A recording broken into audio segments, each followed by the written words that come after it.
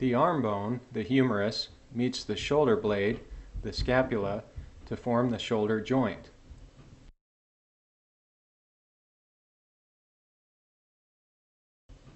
The rotator cuff is a group of 4 muscles that attach the scapula to the humerus. They act to rotate the humerus, as the name implies. They also act to lift the arm above the head. Rotator cuff tears can occur as a result of an injury if the tendon is violently stretched and pulled. They can also result from chronic wear and tear. Rotator cuff pain can begin with shoulder impingement. This is when the space underneath the acromion, part of the scapula, becomes too tight for the rotator cuff tendons to pass through. This often happens when a bone spur forms on the bottom of the acromion.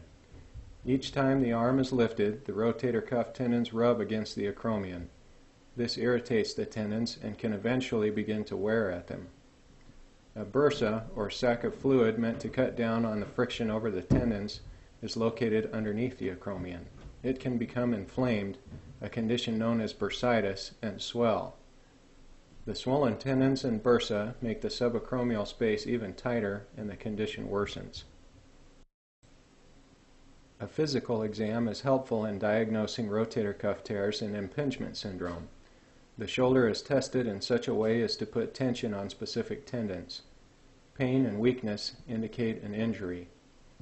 Although the rotator cuff cannot be seen on X-rays, X-rays sometimes have evidence of rotator cuff injuries, such as bone spurs that poke down into the tendons.